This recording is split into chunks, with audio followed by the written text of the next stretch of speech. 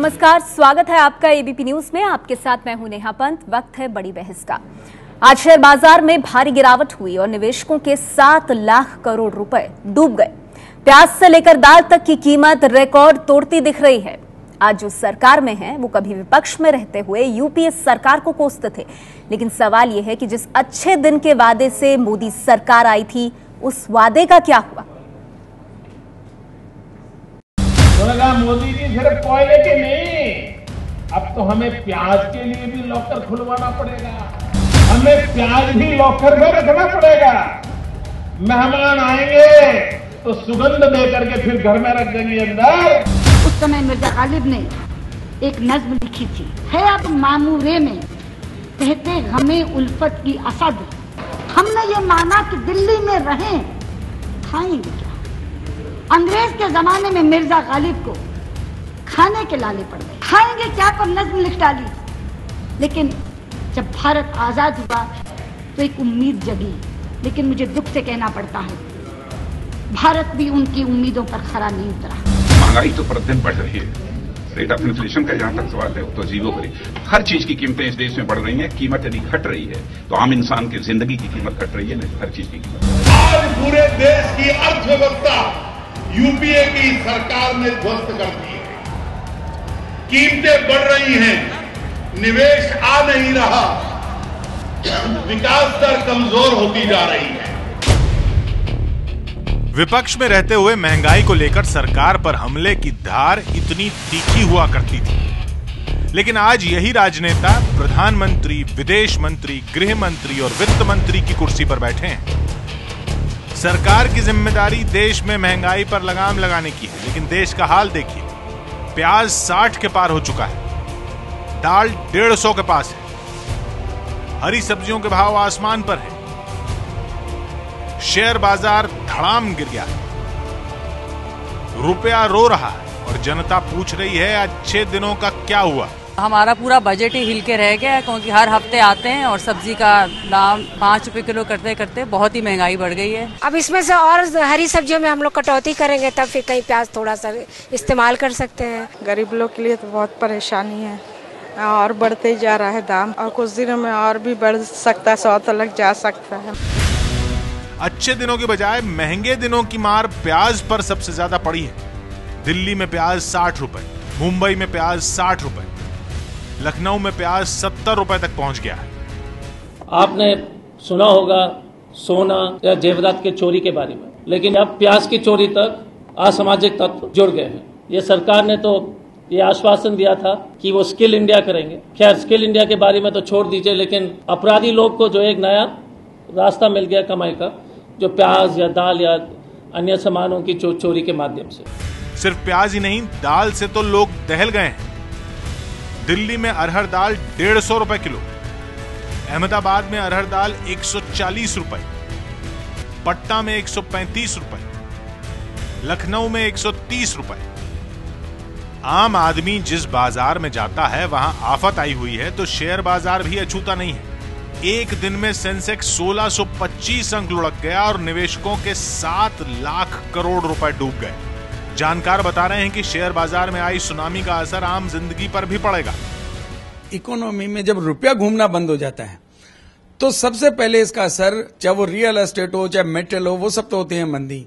और उस समय जो इतनी भी खाद्य पदार्थ होते हैं, जो रोजमर्रा में काम आने वाली चीजें होती हैं, वो हो जाती हैं महंगी। ये डिमांड सप्लाई का नियम है, और यदि इस इकोनॉमी को देखते हैं तो ये महंगाई की तरफ बढ़ने का ही इशारा है। रुपया भी 2 साल के सबसे निचले स्तर पर पहुंच गया है और $1 की कीमत 67 रुपए को छूने वाली है। कभी नरेंद्र मोदी रुपए को सरकार और वित्त मंत्री की उम्र से जोड़ा करते थे, लेकिन रुपया आज भी नेताओं की उम्र को टक्कर दे रहा है। देश जब आजाद हुआ तब डॉलर और रुपये की कीमत दुनिया के अंदर समान थी मित्रों। आज रुपये की कीमत दिनों दिन टूटती चली जा रही और ऐसा लग रहा है कि बहुत तेजी से भारत के वित्त मंत्री की उम्र के तक पहुंच जाएगी। इन दिनों स्पर्धा चल रही है कि रुपये की कीमत नीचे जाएगी कि यूपीए सरकार की आबरू नीचे जाएगी। सबसे पहले कौन ज्यादा नीचे जाएगा, इसकी स्पर्धा चल रही है। जानकार बता रहे हैं कि बाजार संभलने में वक्त लगेगा, क्योंकि अमेरिका से लेकर चीन तक संकट की स्थिति बनी हुई है। विश्व में ऐसा कोई मार्केट नहीं है जो नीचे नहीं गिरा है, और इसके चलते रुपये के वैल्यू में भी गिरावट आई है। और जब तक चाइना में स्टेबिलिटी ना हो और जब तक यूएस की फेडरल रेट पॉलिसी तय न हो, तब तक ये वॉलेटिलिटी बना रहेगा, ये घबराहट बनी रहेगी।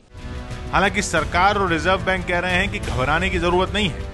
While I don't want to opine on the future direction of markets, I will say that relative to other countries, India is in a good position. The markets in India particularly will settle down, they'll restore back. ये सही है कि दुनिया में फैले आर्थिक संकट से देश अछूता नहीं रह सकता और बाजार में उथल-पुथल की स्थिति बनी रहेगी, लेकिन दाल सब्जी के भाव तो काबू में रखने की जिम्मेदारी सरकार की है। ऐसे में सवाल यह है कि अच्छे दिनों का क्या हुआ? तो सवाल यहां पर यही है कि अच्छे दिन के वादे का क्या हुआ? क्या ऐसे ही आएंगे अच्छे दिन? इसी पर हम चर्चा करेंगे कि आखिर अच्छे दिन का वादा जो करके मोदी सरकार सत्ता में आई, उन अच्छे दिनों का क्या हुआ? सवाल यह भी कि मोदी सरकार महंगाई पर काबू क्यों नहीं कर पाई? आखिर क्यों लोगों को प्याज रुला रहा है? आखिर क्यों दाल के दामों में आग लगी हुई है? हमारे साथ आज की इस चर्चा में खास मेहमान मौजूद हैं। बीजेपी से संबित पात्रा जी हमारे साथ हैं, समाजवादी पार्टी से गौरव भाटिया जी जुड़ गए हैं, कांग्रेस पार्टी से रीता बहुगुणा जोशी जी हमारे साथ हैं, शिवसेना से जल्द ही अरविंद सावंत साहब हमारे साथ जुड़ेंगे, वरिष्ठ पत्रकार वीरेंद्र कपूर जी हमारे साथ हैं, शंकर अय्यर साहब हमारे साथ मौजूद हैं। आप सबका स्वागत है। संबित, आपकी पार्टी का यह नारा था, बहुत हुई महंगाई की मार, अब की बार मोदी सरकार। देश की जनता आज पूछ रही है, क्या हुआ तेरा वादा? मैं इसका जवाब देता हूं। आप देखिए, रघुराम राजन जो कि आरबीआई के गवर्नर हैं, वो तो हमारे पार्टी से नहीं है, उन्होंने मिस्ड कॉल भी नहीं दिया, ना वो हमारे पार्टी में शामिल हुए। उन्होंने आज क्या कहा है, मैं 3 लाइन पढ़ देता हूं।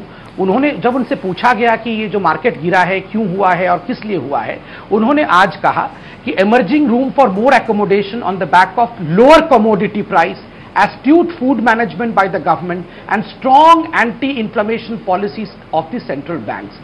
Following commodity prices and good food management by the government will help RBI lower rates. खुद आरबीआई कह रही है कि सरकार ने फूड मैनेजमेंट में बहुत त्वरितता दिखाई है, बहुत अच्छे तरह से काम किया है। खुद आरबीआई के गवर्नर कह रहे हैं कि जो इन्फ्लेशन है उसे कंट्रोल किया है। हां, 2 कमोडिटीज ओनियन और दाल, इन दोनों के विषय में चर्चा जरूर होनी चाहिए, मगर यह कहना कि महंगाई बढ़ गई और अच्छे दिनों का क्या होगा, यह अच्छी बात नहीं है। क्योंकि 2 कमोडिटीज का मैं पूरा आपको आंकड़ा दूंगा, मगर इन जनरल महंगाई बढ़ी है यह बिल्कुल नहीं है। कांग्रेस पार्टी से रीता बहुगुणा जोशी जी हमारे साथ हैं। ठीक है, संबित में आऊंगी मैं। आपने बात रख ली सर, नहीं आपने अपनी बात रखी, नहीं आपने बहुत बड़ी बात कही। आपने कहा महंगाई बढ़ रही है, ऐसा नहीं है। आपको जो पैकेज हमने दिखाया संबित, और दिन भर से जो रिपोर्टिंग हो रही है, वो चाहे लखनऊ हो, चाहे वो पटना हो, चाहे वो मुंबई हो, महाराष्ट्र के इलाके जहां आपकी सरकार है, लोग रो रहे हैं। दाल को लेकर रो रहे हैं, प्याज को लेकर रो रहे हैं, और आप जानते हैं एक आम आदमी की थाली में ये 2 चीजों का कितना महत्व है। इसीलिए यहां सवाल बनता है कि उनके अच्छे दिन कहां गए। रीता बहुगुणा जोशी जी हमारे साथ है। रीता जी, संबित पात्रा कह रहे हैं कि आरबीआई के गवर्नर कह रहे हैं कि सरकार ने तो बहुत अच्छी मैनेजमेंट की है और देश भर में महंगाई बढ़ रही है, ये कहना मात्र सिर्फ एक हवा फैलाना है, ऐसी स्थिति नहीं है। क्या कहेंगे आप?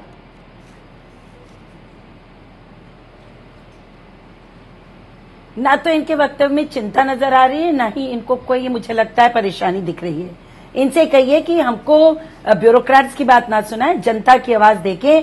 आज हमारे घरों के बजट एकदम लड़खड़ा गए हैं। पिछले 1 साल में खाद्य पदार्थों की कीमतें 100 गुना बढ़ी हैं, और पिछले जुलाई से लेके अब तक 6 महीने में, पिछले 6 महीने में 50% और बढ़ गई है। ये कांग्रेस को कहते, जब यूपीए की सरकार थी तब भी आर्थिक मंदी थी, तब भी परेशानियां थी, लेकिन हमने बाजार को संतुलित रखा। 73 रुपए किलो पे हमने अरहर दाल छोड़ी, आपने उसको उठाकर 130 पे बैठा दिया। आज उड़द की दालों, मूंग की दालों, चना जो कि कोई खाता नहीं था आसानी से, आज चना भी 80 रुपए किलो बिक रहा है, 40-50 रुपए से। और आप कह रहे हैं कोई सब्जी 40 रुपए किलो के नीचे नहीं है। प्याज देश में है नहीं, और आपने प्याज को निर्यात किया 2 महीने पहले तक। क्यों निर्यात किया आपने लाखों टन प्याज? और आप की पूरी व्यवस्था में आप हमको समझा रहे हैं कि ये गवर्नर ने ये कहा, उसने ये कहा। मैं आपकी बात कहती हूँ, आपके प्रधानमंत्री जी ने ये आश्वासन दिया था इस देश को कि हम आपको सस्ती करके देंगे। सस्ती तो दूर रही, आज तेल 40 रुपए डॉलर बैरल पे आ गया। ठीक है, तो आप कह रहे हैं कि लोगों से जो अच्छे दिन का वादा किया था वो अच्छे दिन कहाँ गए? क्या यही अच्छे दिन नुकसान हो गया जिसका वादा लोगों से किया गया? रुपया गिर रहा है, मेरे साथ यहाँ समाजवादी पार्टी की तरफ बढ़ रहा है, इनको चिंता नहीं हो रही है। आप लोग वो तुलना करते थे उम्र से, तो अब कांग्रेस भी पूछ रही है रुपया कहां जाकर रुकेगा, किसकी उम्र को पार करेगा। खैर, समाजवादी पार्टी से गौरव भाटिया हमारे साथ मौजूद है। लेकिन गौरव जी, वित्त मंत्री अरुण जेटली साफ कह रहे हैं। आती हूँ सर, एक मिनट। नहीं, मैंने सिर्फ कॉमेंट किया, वो आप दीजिएगा जब आपको फिर से आपकी बारी आएगी। लेकिन क्योंकि बाकी मेहमान है, उन्हें सुन लीजिए संबित जी, फिर साथ में जवाब दे दीजिएगा। गौरव भाटिया जी, वित्त मंत्री अरुण जेटली ने आज भी कहा कि घबराने की जरूरत नहीं है, बावजूद इसके कि 7 लाख करोड़ का नुकसान भी हुआ शेयर बाजार में। वो ये भी कह रहे हैं कि डोमेस्टिक कारण जो है वो हमारे कंट्रोल में है, अब एक्सटर्नल फैक्टर्स की वजह से अगर कुछ हो रहा है तो उस पर आपको उस तरह से सोचना होगा। तो सरकार तो अब भी आश्वस्त कर रही है कि हालात नहीं बिगड़े हैं।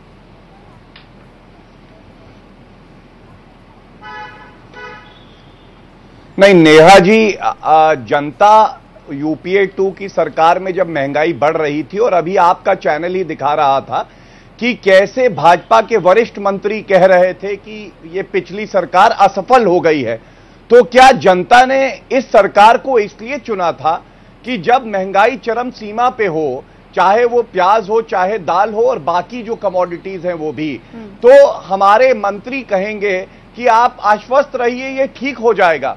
मैं समझता हूं कि ये एक बहुत बड़ी चिंता की बात है। और जब हमारे साथी संबित पात्रा जी कहते हैं कि रघुराजन जी क्या कह रहे हैं ये जान लीजिए, और ये सुध नहीं लेते कि आम जनता क्या कह रही है, तो मुझे याद आती है कि जब किसान लैंड एक्विजिशन बिल पे रो रहा था तो भाजपा की सरकार कॉर्पोरेट लॉबी से पूछ रही थी कि ये बिल कैसा है। आज फिर इन्होंने उदाहरण दिया है कि कैसे ये आम जनता से पूरी तरह से डिस्कनेक्ट हो गए हैं। दूसरी बात, अच्छे दिन की बात करें, महंगाई आज चरम सीमा पे है। जितने वादे किए थे कि किसान का भला होगा तो लैंड एक्विजिशन बिल लाए, काला धन वापस आना था, 15 लाख रुपए अकाउंट में आना था, तो आज ये उसको भूल गए हैं। जो फॉर्मर हमारे सोल्जर्स थे वो आरओपी पे आज धरने पे बैठे हैं। तो मैं संबित जी से इतना ही कहूंगा कि ये अच्छी बात नहीं है कि चुनाव से पहले आप कोई और वादे करें और चुनाव के बाद बताएं कि अभी सुधरेगी व्यवस्था। ठीक है, आम जनता आप कह रहे हैं कि आम जनता निराश महसूस कर रही है, अच्छे दिनों का वादा पूरा होता नहीं दिख रहा। हमारे साथ यहाँ वरिष्ठ पत्रकार वीरेंद्र कपूर जी भी मौजूद हैं। महसूस कर रही है, हाँ, वो ठगा महसूस वीरेंद्र जी, मैं आपसे बात करूंगी। मेरे साथ यहाँ पर शिवसेना से अरविंद सावंत साहब भी जुड़ गए हैं। अरविंद जी, निराश तो आप लोगों की पार्टी भी है, क्योंकि अपने मुखपत्र सामना में आपने सवाल पूछा है कि आखिर किस तरह की नीतियां हैं जिसके चलते मोदी सरकार महंगाई को काबू में नहीं कर पा रही है।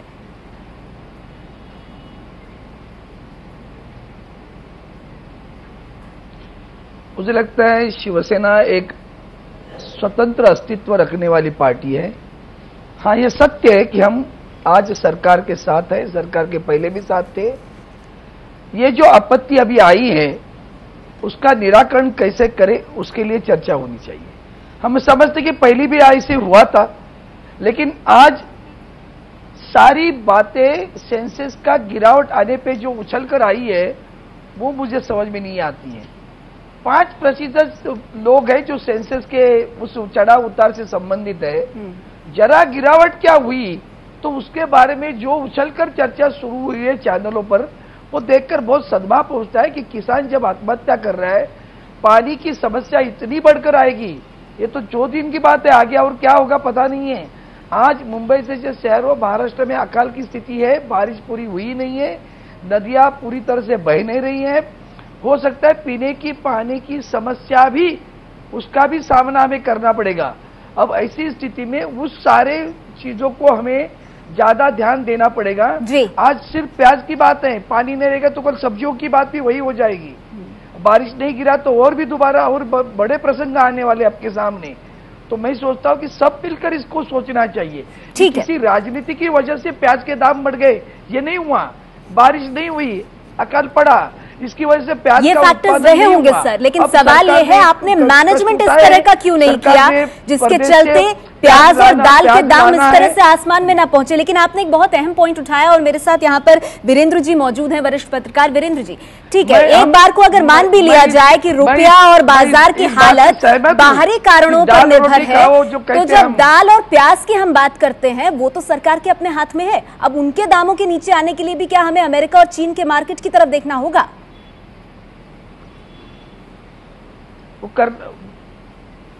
नहीं, जरूरत नहीं मार्केट की तरफ देखने की जी, हमें खुद करना है, करना ही पड़ेगा।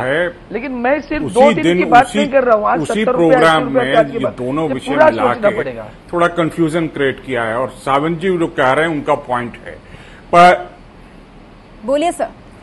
पर प्याज और दाल दोनों का एक सीजनल प्रॉब्लम है और ये इसी वर्ष नहीं हुआ है, ये पुराना चला आ रहा है। मैं आपको याद दिलाऊं, कुछ साल पहले दिल्ली में बीजेपी थी, वो प्याज के भाव पे ही हार गई थी। सुषमा जी चीफ मिनिस्टर बनी थी, तो ऐसा नहीं है। प्याज ने कई चीफ मिनिस्टर्स को रुलाया भी है, परंतु इसमें अब दिल्ली की बात करें, आप जो है जो सरकार जो स्टेट की सरकार होती है, प्याज में खासकर उसका दायित्व कम नहीं होता है सेंट्रल सरकार से। अगर मैं ये जानना चाहता हूं कि प्याज के भाव क्या लखनऊ और बेंगलुरु में कम है क्या? ऐसा नहीं है। मैनेजमेंट जो है दोनों का, प्याज में खासकर पिछले दिनों अखबारों में छपा था कि नाफेड जब प्याज ऑफर कर रही थी दिल्ली सरकार को, तो उन्होंने उस समय लिया नहीं। और अब जो है वो नाफेड को ब्लेम कर रहे हैं कि नाफेड ने मिसमैनेजमेंट किया। नाफेड का तो कोई इंटरेस्ट नहीं है मिसमैनेजमेंट करने में। तो मेरा ये कहना है कि प्याज को लेके अगर आप अलग से डिस्कशन करें तो अच्छा रहेगा। वीरेंद्र जी, हम पूरी तरह से महंगाई पर बात कर रहे हैं और जो प्याज की आपने बात की उसमें अच्छा पॉइंट आपने उठाया सर कि राज्य अपने स्तर पर कैसी मैनेजमेंट कर रहे हैं। वीरेंद्र जी, मैं इसी पॉइंट को जरा आगे ले जाऊंगी। मेरे साथ यहाँ वरिष्ठ पत्रकार शंकर अय्यर मौजूद हैं। शंकर, हम क्यों बार बार बात प्याज की कर रहे हैं, दाल की कर रहे हैं? आम आदमी की थाली का ये अहम हिस्सा है और बड़ी बात यह है जी, और बड़ी बात है कि अच्छे दिन का जब आप नारा देते हैं तो वो सीधे आम आदमी से जुड़ा है। शंकर अय्यर, यहाँ पे सवाल ये है कि महाराष्ट्र, यहाँ बीजेपी और शिवसेना की सरकार है, महाराष्ट्र से 33% प्याज आता है बाजारों में, तो फिर गड़बड़ कहाँ है? केंद्र में आपकी सरकार, राज्य में आपकी सरकार, फिर भी ये हालात।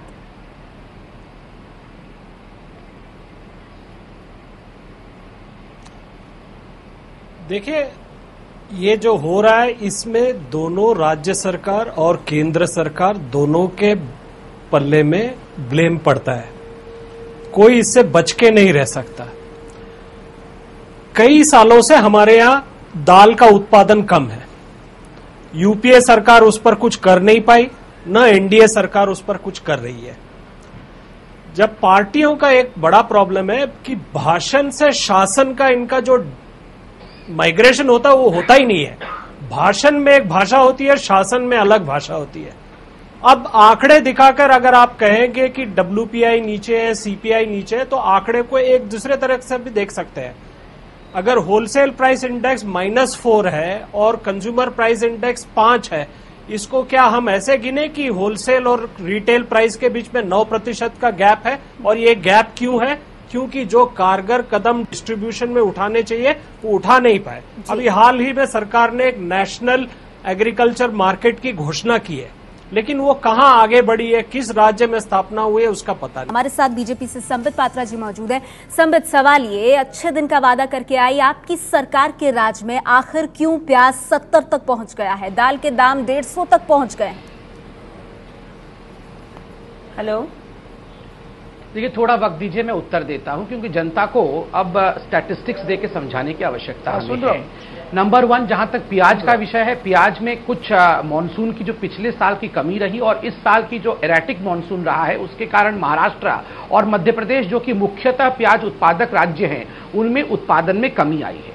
उसको देखते हुए सरकार ने 2 बहुत महत्वपूर्ण कदम उठाए। एक तो नंबर 1 की जो मिनिमम एक्सपोर्ट प्राइस है उसको $700 तक बढ़ाया है, और दूसरा जो महत्वपूर्ण कदम सरकार ने उठाया कि वो पिछले साल ही उठाया था, जो ओनियन और पोटैटो, आलू और प्याज जो एसेंशियल कमोडिटीज में नहीं थे, उनको एसेंशियल कमोडिटी एक्ट 1955 में लाके एक स्टॉक लिमिट तय किया था कि होर्डर्स होर्ड ना कर सके। अब ये राज्य सरकार, देखिए छत्तीसगढ़ में बिल्कुल कंट्रोल में है प्राइस, ये राज्य सरकारों पर डिपेंड करता है कि किस प्रकार वो होर्डिंग को रोके और इसको बढ़ने ना दे।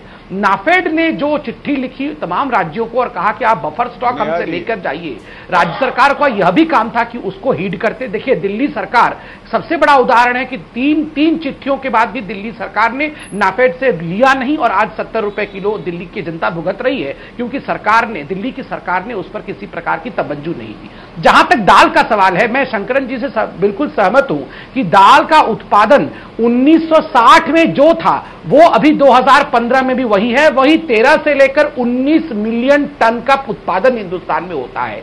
24 मिलियन हेक्टेयर जमीन दाल का उत्पादन 60 के दशक में भी करता था और अब भी करता है। उसका मात्र 16% हिस्सा जो है वो इरिगेटेड है। आप देखिए हिंदुस्तान को अपने इस टेक्नोलॉजी को सुधारना होगा। मैं मानता हूं कि हमारी सरकार लगातार काम कर रही है, मगर एक वर्ष में सब कुछ हम सभी समाजवादी पार्टी में ज्यादा जवाब देना चाहते थे और कहना एक सेकंड समाजवादी पार्टी तब से कह रही है जनता को पूछ के बोलिए।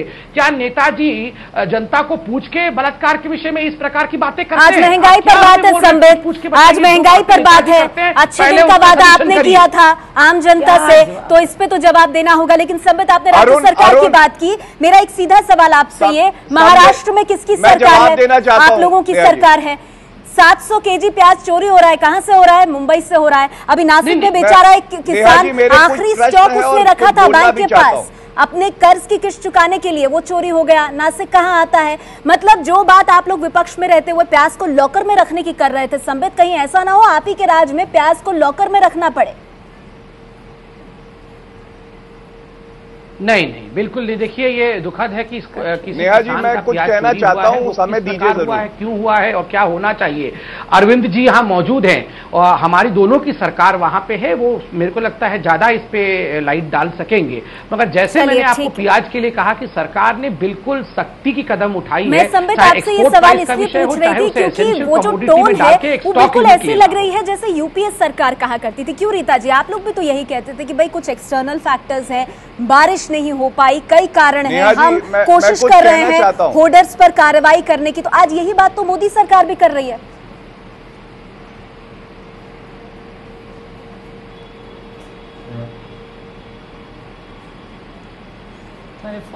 रीता जी मेरे ख्याल में सुन नहीं पा रही हैं हमको। गौरव भाटिया साहब जी, आप जवाब दीजिए, उसके बाद मैं रीता जी से बात करूंगी। जी बोलिए सर।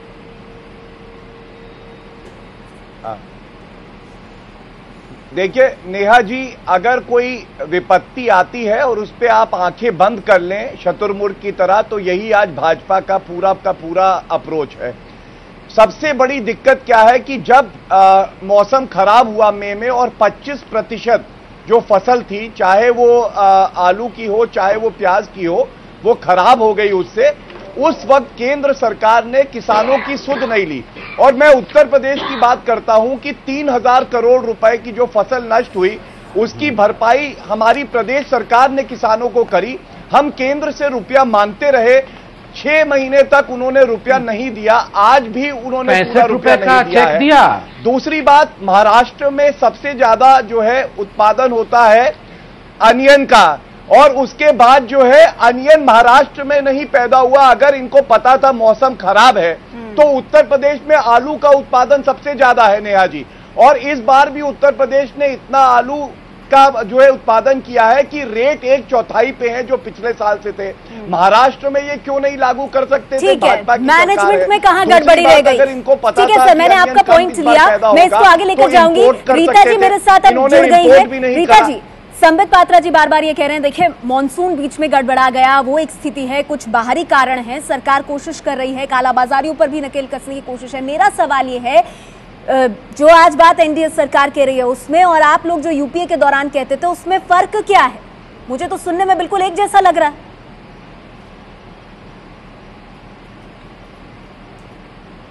देखिए, आप याद करिए कि 50 साल में सबसे बुरी मंदी, आर्थिक मंदी यूपीए 2 के दौरान में आई थी और थोड़ा पहले 2008 में आई। और पूरे विश्व ने देखा कि किस तरह डॉक्टर मनमोहन सिंह और यूपीए ने उसको संभाला और मूल्यों को बहुत बढ़ने नहीं दिया। 15%, 10%, 20%, इससे ज्यादा मूल्य नहीं बढ़े। लेकिन अभी तो मंदी का दौर शुरू भी नहीं हो रहा है और पूरी मार्केट क्रैश कर गई है। 100% से 150% तक 200-250% तक मूल्य खाद्यान्न के बढ़ गए हैं, इसको ये नहीं समझा सकते। आखिर अगर पैसा भाग रहा है, देखिए जो विदेश का विनिवेश था वो तो भाग ही रहा है, और लेकिन जो देश में भी लोग विनिवेश कर रहे थे, जो इन्वेस्ट कर रहे थे, वो भी पैसा भाग रहा है। अगर चीन की मार्केट टूट रही है तो भारत ने जो माहौल कहा था प्रधानमंत्री ने मैं दूंगा, क्यों नहीं इन्वेस्टमेंट यहाँ आ रहा है, ये नहीं समझा सकते। देखिए इन्होंने बड़ी तादाद में हमारा प्याज निर्यात किया अभी महीने 2 महीने पहले, क्यों निर्यात किया आपने, जब आपको मालूम था कि आपके देश में कमी होने वाली है। ठीक है, आप भी नीतियों की खामियां गिना रही हैं। संबित आऊंगी आपके पास, लेकिन समझिए बाकी मेहमान भी हैं मेरे साथ यहाँ पर शिवसेना से अरविंद सावंत जी हैं। अरविंद जी, आप कह रहे थे ये सिचुएशन सुधरे कैसे, हमें इस तरफ ध्यान देना चाहिए, लेकिन उसके लिए आपको खामियां तो अपनी माननी पड़ेंगी। अभी जो बाकी मेहमान कह रहे हैं कि भाई जब आपको पता था मानसून खराब है, उधर किसान की फसलें जो है वो चौपट हो रही है, आपने तभी कोई कदम क्यों नहीं उठाया? अब स्थिति ऐसी बन गई है कि तुरंत इन दामों को नीचे लाना बेहद मुश्किल है। अरविंद जी,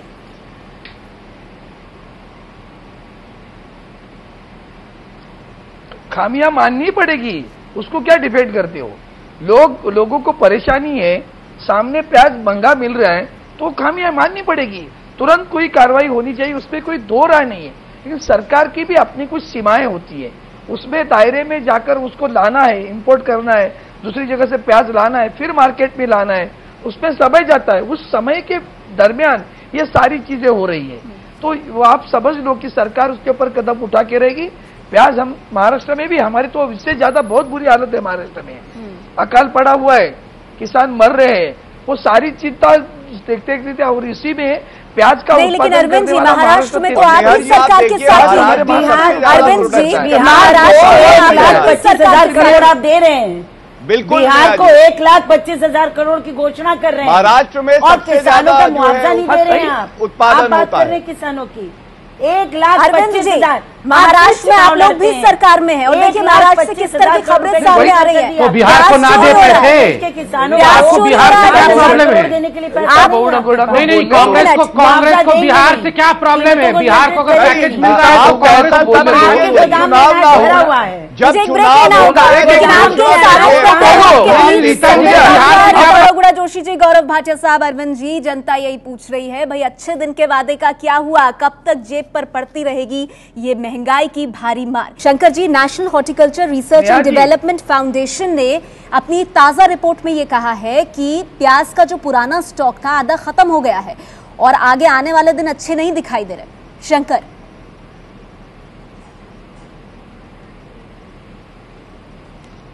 देखिए आपके सामने 3 मुद्दे रखता हूं मैं। पहली बात है कि जो भी फूड आर्टिकल्स है, जैसे हरी सब्जी हो, प्याज हो, टमाटर हो या फ्रूट्स हो, इसकी डिस्ट्रीब्यूशन और उत्पादन दोनों में हमारे यहाँ कमी है और इसको सुधारना चाहिए। दूसरी बात है, जब भी महंगे होते हैं तो इसका दोष दोनों राज्य सरकार और केंद्र सरकार दोनों भागीदार हैं इसमें। तीसरी बात, अगर आप कहते हैं कि राज्य सरकार को मैनेज करना चाहिए, तो बीजेपी की 11 राज्यों में सरकार है, क्या हम मान ले कि उनकी जो 11 राज्यों में सरकार है वो मैनेज नहीं कर पा रही है? चौथी बात, वर्गीस कुरियन ने 1954 से 60 तक ये साबित किया कि दूध जैसे पदार्थ को आप देश भर में डिस्ट्रीब्यूट कर सकते हैं, उसके लिए एक नेशनल ग्रिड बना सकते हैं। क्या आप सब्जियों के लिए नेशनल ग्रिड नहीं बना सकते? आप कब तक लोग भाषण सुनेंगे और शासन में उम्मीद करते रहेंगे? बहुत अहम बात आप कह रहे हैं शंकर, आपने बहुत एम्फेटिकली अपनी बात रखी है, मैं इसी को आगे लेकर के जाऊंगी। वीरेंद्र कपूर जी, 11 राज्यों में बीजेपी की सरकार है, अगर आप कहते हैं महंगाई राज्य केंद्र दोनों का मुद्दा है तो दीजिए इस पर जवाब।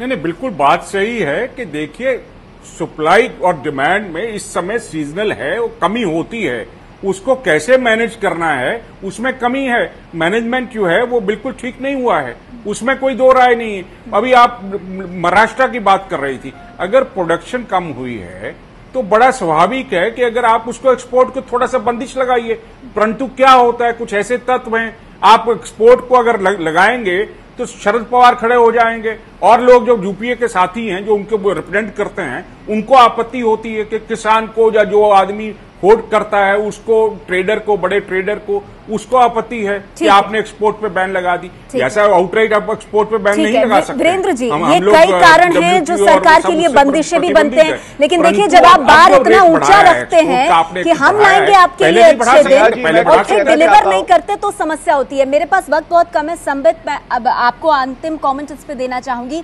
जो लोग ये प्रोग्राम देख रहे हैं वो शायद यही जानना चाहेंगे प्रोग्राम के अंत में कि ये मुसीबत भरे महंगाई के जो दिन है कब खत्म करेगी आपकी सरकार? अच्छे दिन तो दूर की बात है, ये महंगाई कब कम होगी? देखिए, जहां तक प्याज का सवाल है, 10,000 मीट्रिक टन प्याज हिंदुस्तान में लाने की बात हो चुकी है। अगस्त 27 को वो जो टेंडर है वो खुल भी रहा है। मुझे लगता है ज्यादा से ज्यादा 1 हफ्ते 10 दिन के अंदर ये पूरा एड्रेस हो जाएगा, ये मेरा मानना है। मगर जहां तक आपका एक बड़ा पिक्चर का सवाल है, मैं इतना कहूंगा, आज मेरे पास तमाम बड़े बड़े जो नेशनल इंपॉर्टेंस इकोनॉमिस्ट है उनके बयान में रख के बैठा हूं और सबका कहना है कि हिंदुस्तान की जो नई सरकार है उसका जो फंडामेंटल प्रिंसिपल ऑफ वर्किंग है, जो पॉलिसी को लेकर आगे बढ़ने का तरीका है, वो बहुत स्ट्रांग है। चाहे विश्व का पूरा बाजार मेरा सीधा सवाल था, प्याज और दाल इसके दाम नीचे कब तक आएंगे? नेशनल इकोनॉमिस्ट की आप बात कर रहे हैं संबित, जो अच्छे दिन का आपने वादा किया था, उस अच्छे दिन का वादा सबसे बड़ा आम जनता के साथ था और वो आम जनता कम से कम महंगाई को लेकर आपके पक्ष में, मोदी सरकार के पक्ष में फिलहाल वोट करती नजर नहीं आ रही। बहुत बहुत शुक्रिया आप सभी मेहमानों का हमारे साथ आज की इस चर्चा में जुड़ने के लिए।